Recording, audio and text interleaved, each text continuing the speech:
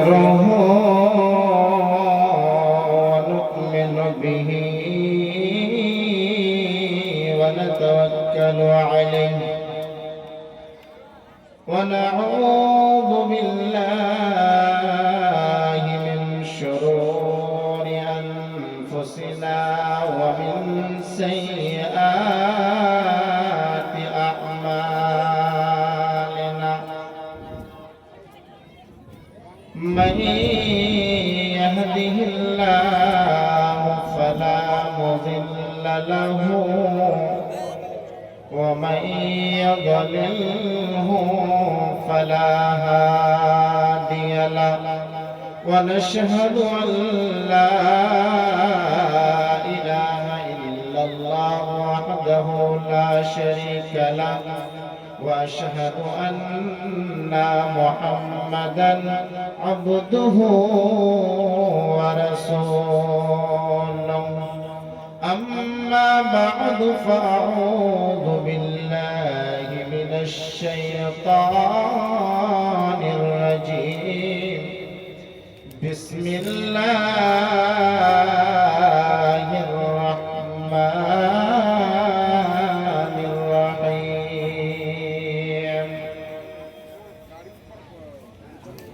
يا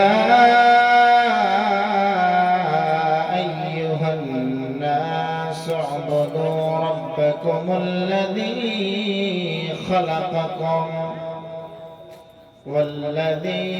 والذين من قبلكم لعلكم تتقون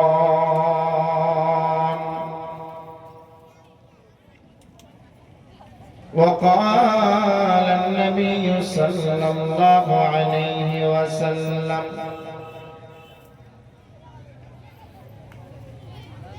لا يؤمن أحدكم حتى أكون أحب إليه من والده وولده والناس أجمعين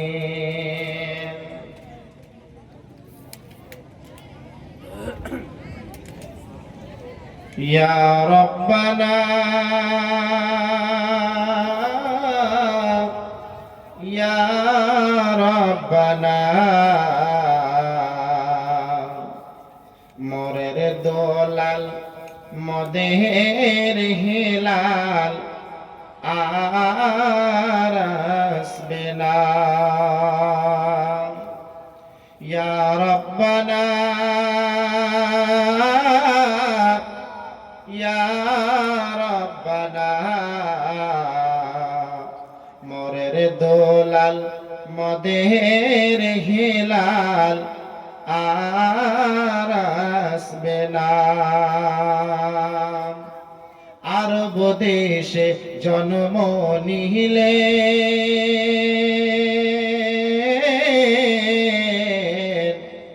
আব্দুল্লাহ তার পিতা ছিলেন আরব দেশে জন্ম নিলেন আব্দুল্লাহ তার পিতা ছিলেন গর্ভে রেখে মারা গেলেন পিতা রইল না ইয়া রব্বানা ইয়া রব্বানা মোরের দোলাল মদের হিলাল আর আসবে না কুরাইশ বংশে জন্ম নিলেন আমিনা তার মাতা ছিলেন কুরাইশ বংশে জন্ম নিলেন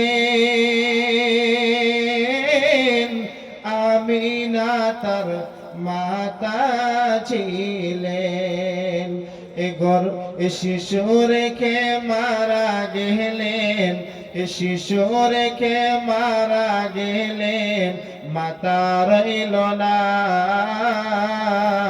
ইয়া রব্বানা ইয়া রব্বানা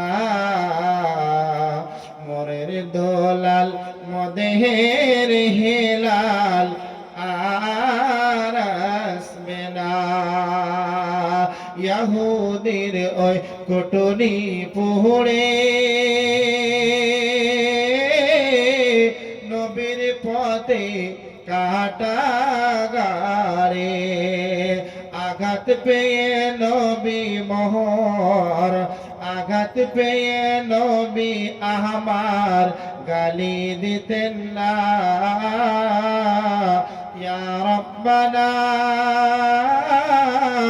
ইয়া রব্বানা মোরের দোলাল মদেহের হিলাল আর আসবে না খাদিজা এক ধনী মেয়ে নবীজিকে ডাকিয়া বলে খাদিজা এক ধনী মেয়ে নবীজিকে ডাকিয়া বলে আমার সঙ্গে রইলে তহমার আমার সঙ্গে রইলে তহমার দুঃখ থাকবে না ইয়া রব্বানা ইয়া রব্বানা মোরে দোলাল মদের হিলাল আর আসবে না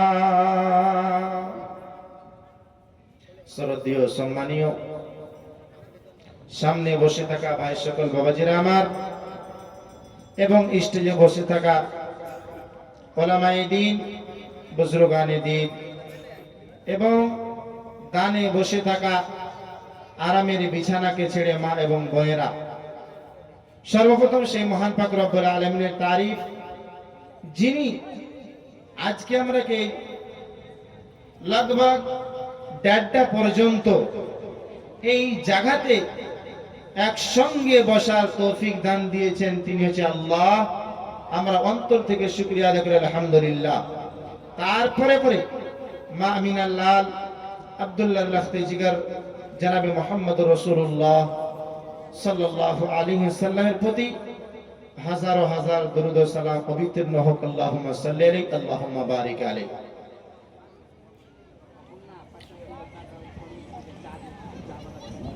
আপনারা পরেশান হয়েন না একদম শর্টে দুটা হয়তো আপনাদেরকে বিদায় দিয়ে দেব ইনশাআল্লাহ কি করব মৌসুম খারাপ আমাকে দেওয়া গেল খুব লেটে তো কিছু আয়াত তিলাওয়াত করেছি কিছু আয়াতকে গোপনে রেখেছি সেই আয়াতের তাফসীর তরজমা করে এবং একটা হাদিস পড়েছি ইনশাআল্লাহ সেই আয়াত এবং হাদিসকে সামনে রেখে কথা বলবো আল্লাহ তাবারাক ওয়া তাআলা আমাকে ভালোভাবে বলার এবং আপনারাকে শোনার পর তার উপর আমল করার তৌফিক দান করুন আমিন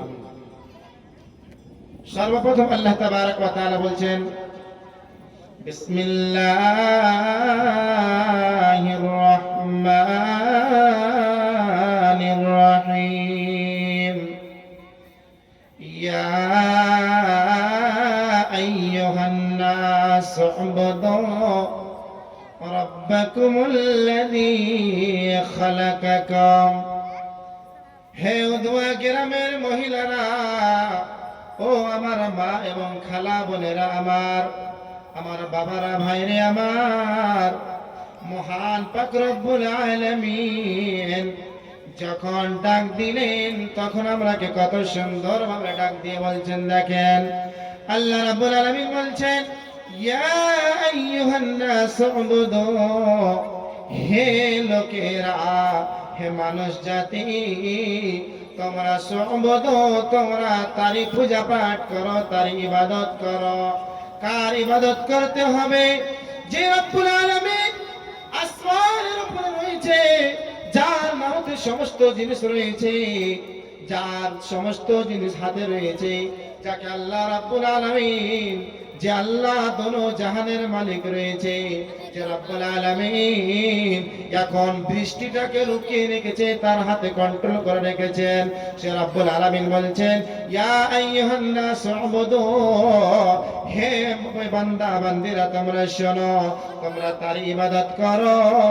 ইয়া আইয়ুহান নাস উবুদু রাব্বাকুমুল্লাযী খালাকাকুম, সেই মাবুদের তোমরা পূজা পাঠ করো, সেই মাবুদের সামনে মাথা নত করো, যেই মাবুদ তোমাদেরকে সৃষ্টি করেছে, যেই মাবুদ তোমাদেরকে সময় মতন খাবার দেয়, যেই মাবুদ তোমাদেরকে সময় মতন আরাম করার জন্য সময় দেয়, যে রব্বুল আলামিন এক এক করে করে 24 ঘন্টা পর্যন্ত, সে রব্বুল আলামিন আমরাকে 24 ঘন্টা পর্যন্ত সময় দিয়েছে, তার মধ্যে 12 ঘন্টা রাত্রি এবং 12 ঘন্টা দিন করেছে। সে রব্বুল আলামিন, যে রব্বুল আলামিনের আমরাকে ইবাদত করতে হবে। ইয়া আইয়ুহান নাস উবুদু রাব্বাকুমুল্লাযী খালাকাকুম ওয়াল্লাযীনা মিন ক্বাবলিকুম লাআল্লাকুম তাত্তাকুন। আল্লাহ রাব্বুল আলামিন বলছে, হে বান্দা, হে আমার বান্দা বান্দিরা তোমরা শোনো, তোমরা আমার পূজা পাঠ করো, তোমরা আমার ইবাদত করো। কি কারণে ইবাদত করতে হবে?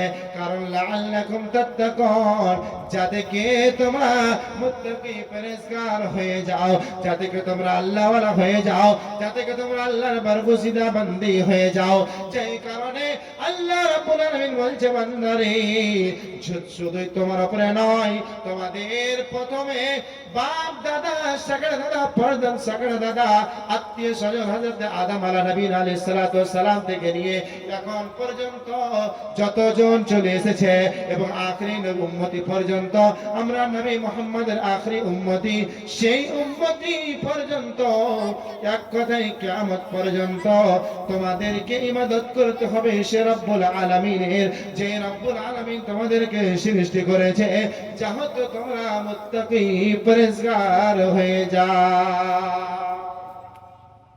কি কারণে ইবাদত করতে হবে?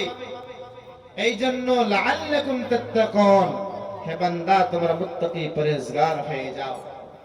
আল্লাহ রাব্বুল আলামিন বলছে, বান্দা, হে উদওয়া গ্রামের লোকেরা, বাবুটোলার গ্রামের লোকেরা, এই ঝাড়খণ্ডের লোকেরা তোমরা শোনো। আল্লাহ রাব্বুল আলামিন বলছেন, ইন্নামাল মুমিনুনা আল্লাযীনা ইযা যুকিরাল্লাহু ওয়াজিলাত কুলুবুহুম ওয়া ইযা তুলিয়াত আলাইহিম যাদাতুহুম ঈমানা।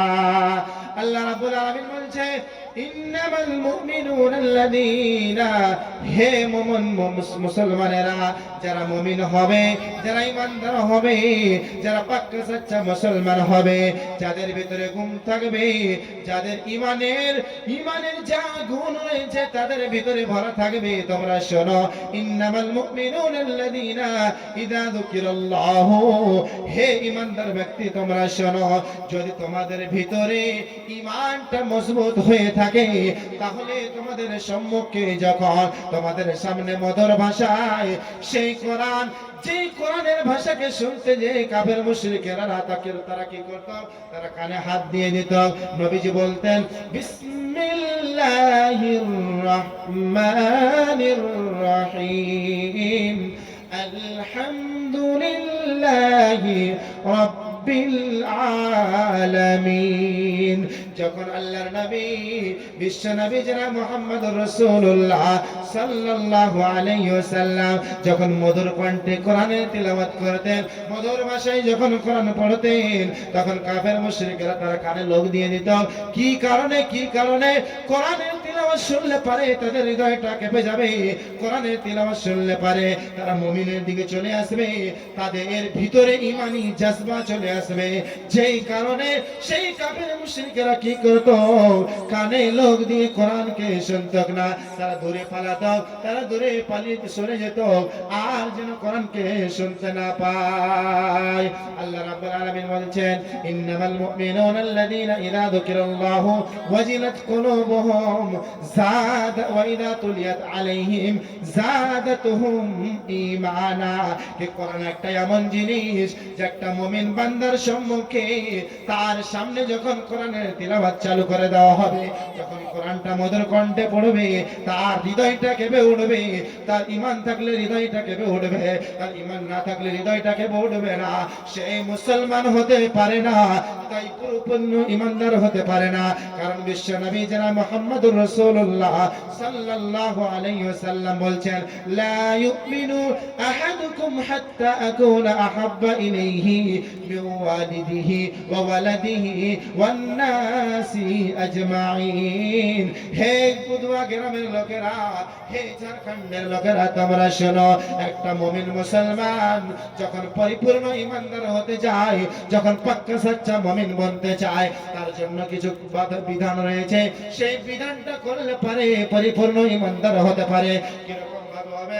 আল্লাহর নবী বলছেন, লা ইউমিনু আহাদুকুম হাত্তা, তারা কখনো পরিপূর্ণ ঈমানদার হতে পারবে না যতক্ষণ পর্যন্ত তাদের নিজের অন্তর থেকে, নিজের শরীর বডি থেকে, এক কথায় আত্মীয় স্বজন থেকে, মা রয়েছে, বাবা রয়েছে, ভাই বোন রয়েছে, গ্রাম আড়োস পড়োশ রয়েছে, আত্মীয় স্বজন রয়েছে, সমস্ত জিনিস থেকে তিনি আল্লাহর নবী বিশ্ব নবীকে ভালোবাসবে না বাসতে পারবে, ততক্ষণ পর্যন্ত পাক্কা সচ্চা ঈমানদার হতে পারবে না। এখন যদি আমার মা বোনকে বলি, হে মা, তোমার কোলের ছেলেটাকে তুমি একটু চালিয়ে বাড়ি মেরে ফেলে দাও, কোনো মা বলবে না কি আমি ফেলবো। কারণ সেই মা অনেক কষ্ট করেছে সন্তানের চেহারা দেখার জন্য। বন্ধুরে আমার, মারে খালারে বোনরে আমার, ঈমানের কতটুকু মূল্য শোনেন। ঈমান কাকে বলা হয়? পরিপূর্ণ ঈমানদার তখনই হতে পারবে একটা সন্তানকে 10 মাস 10 দিন ধরে, 2 বছর 2.5 বছর ধরে দুধ পান করিয়েছেন, আপনি খেতে বসেছেন, সন্তান চিৎকার মেরে উঠেছে, মা দৌড়িয়ে ঝাঁপিয়ে পড়ে গেল, আহারে আমার কলিজার টুকরা সন্তানকে কি হয়ে গিয়েছে।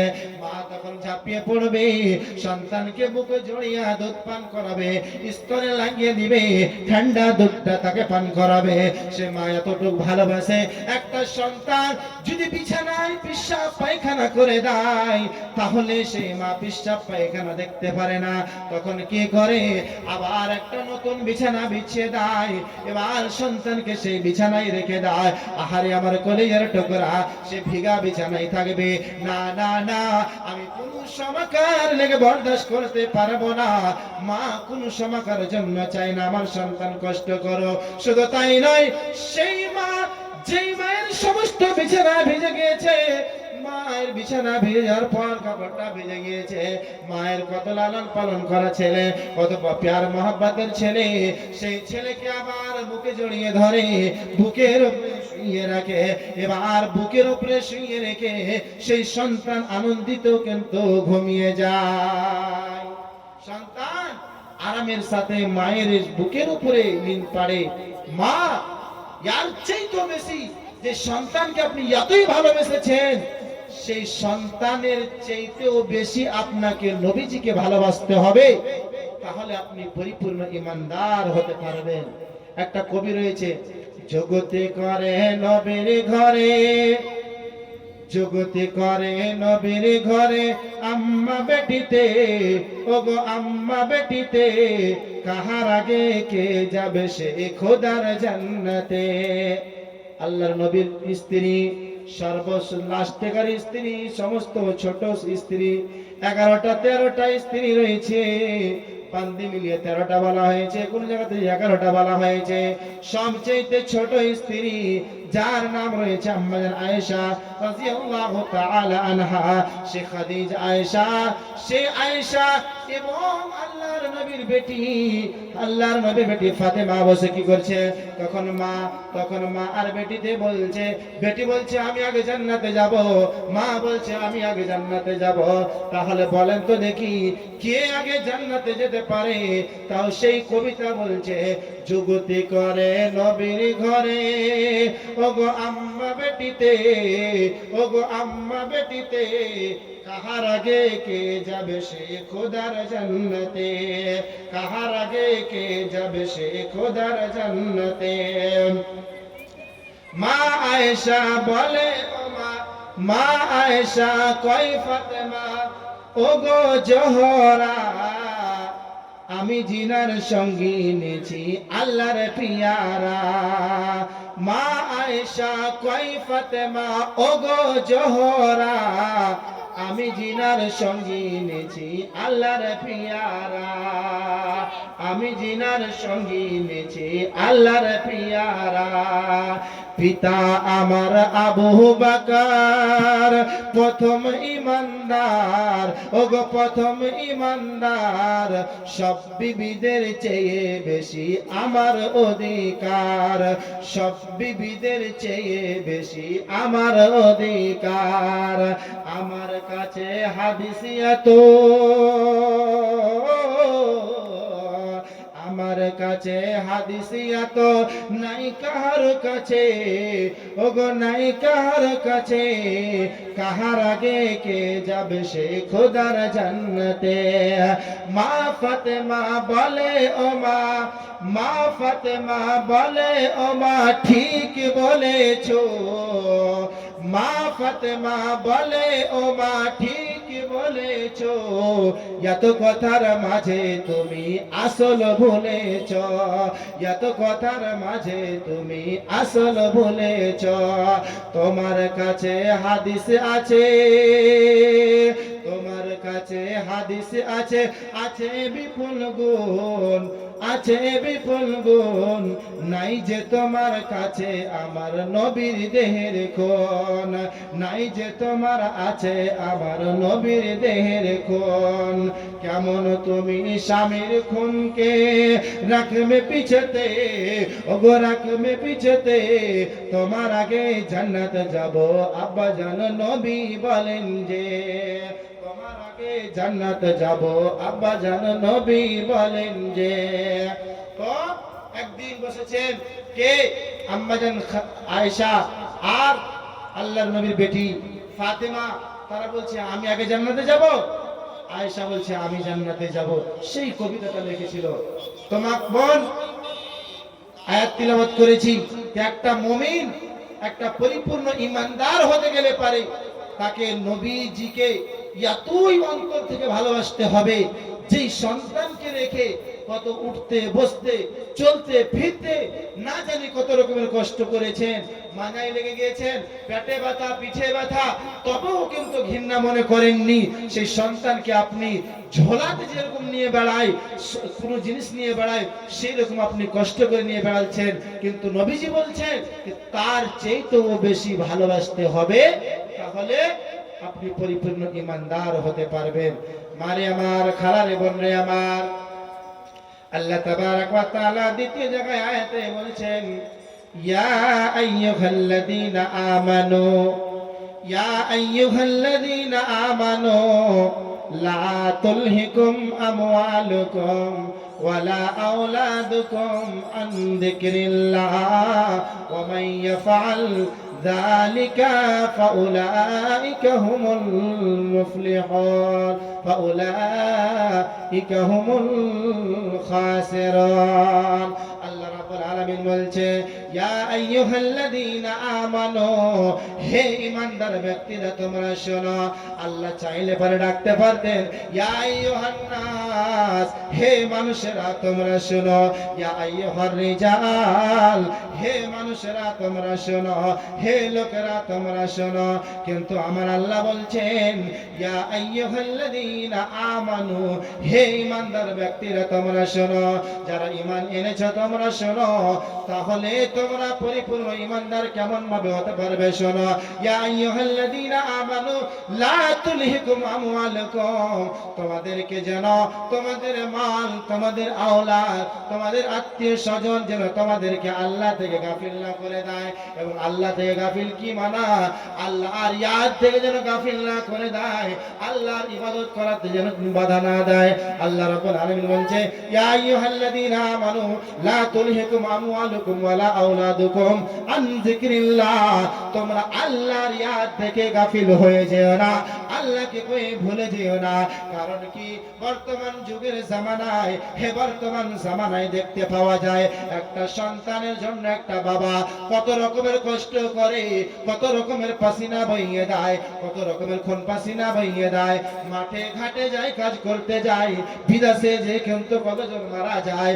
সেই বাবা, সেই বাবা, সেই বাবা যেই সন্তানকে সুখের জীবন দেওয়ার জন্য, যেই সন্তানের সুখের জীবন কাটানোর জন্য সেই বাবা অনেক বিদেশে যে কাজ করে, কিন্তু কি কারণে? যেহেতু আমার সন্তান সুখ শান্তির জীবন পাবে, যেহেতু আমার সন্তান আরামের সাথে খাবে দাবে ঘুরে বেড়াবে, সেই সন্তানের জন্য বাবা কত রকমের খুন পাসিনা করে। সেই জন্য আল্লাহ রাব্বুল আলামিন বলছে, হে বান্দা, তোমাদেরকে যেন তোমাদের আওলাদ গাফিল না করে দেয়। তোমাদের টাকা পয়সা, গাড়ি বাড়ি, বড় বড় বিল্ডিং রয়েছে, একতলা, দুইতলা, তিনতলা, চারতলা, টাসমারওয়ালের বাড়ি রয়েছে, কতই রকমের বাড়ি রয়েছে, সোনা চাঁদি টাকা পয়সা রয়েছে। সেই সোনা চাঁদি টাকা পয়সা কিছুই কাজে আসবে না যদি তোমাদেরকে গাফিল করে দেয়, আল্লাহর ইয়াদ থেকে গাফিল করে দেয়। যদি টাকাকে থাক লাগিয়ে লাগিয়ে রাখেন, তাহলে আল্লাহর নবী বলছেন সেই ব্যক্তি জাহান্নামে চলে যাবে। যার ঠিকানা জাহান্নামের ভিতরে হবে, সেই জাহান্নামে কিন্তু জ্বলবে, পুড়বে। তার জাহান্নামের ঠিকানা হবে, সেই জাহান্নামের খাওয়া তার হবে, তার পচা খুন পিত হবে। যে খুনকে আমরা দেখে বরদাস্ত করতে পারি না। অনেকজন হ্যাক হ্যাক করে উল্টি করে দেয়, অনেকজনের বমি হয়ে যায়। সেই বরদাস্ত না করতে পারার কারণে সেই জাহান্নামী যারা টাকাকে গুনে গুনে গুনে গুনে রাখবে আর জমা করে করে রাখবে, তারা আল্লাহর রাস্তায় কোনোদিন দান খায়রাত করবে না, তারা আল্লাহর ইয়াদ থেকে গাফিল হয়ে যাবে। শুধু পৃথিবীর রঙিন জামানায় মাতাল হয়ে থাকবে আর টাকা টাকা, গাড়ি বাড়ি করতে থাকবে। আল্লাহ রাব্বুল আলামিন বলেন, আন যিকরিল্লাহ, তোমাদেরকে যেন আল্লাহর ইয়াদ থেকে গাফিল না করে দেয়।